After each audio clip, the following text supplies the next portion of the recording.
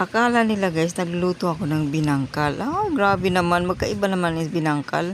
Kitang-kita mo naman na hindi binangkal ito guys. Ito po ay panipori balls mga ka-TikTok. Ayan po oh.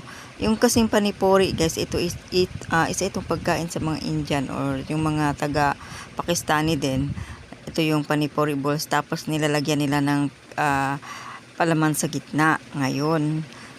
Pero ngayon sa akin guys, hindi ko siya nilalagyan. Yan, paano paprituhin ito? Yan lang po no.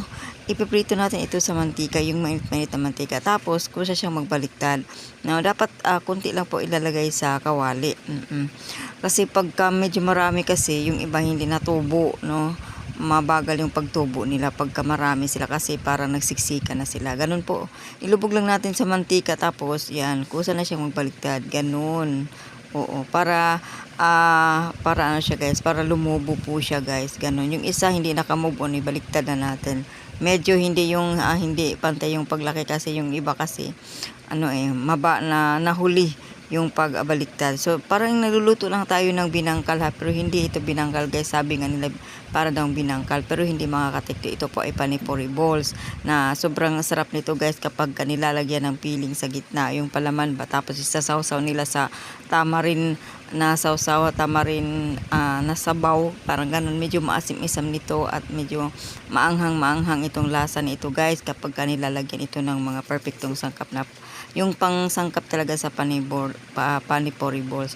Ito po ay parang itlog din siya no guys. Ayan po ay nagka-crack po siya, pero ang ginawa guys bubutasin yung pinakadulo tapos lalagyan ng mga palaman. So ito po sa akin ay hindi.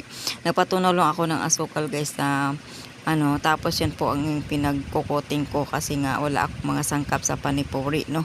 Ito po ay masarap din naman siya guys kapag nilagyan na siya ng asukal.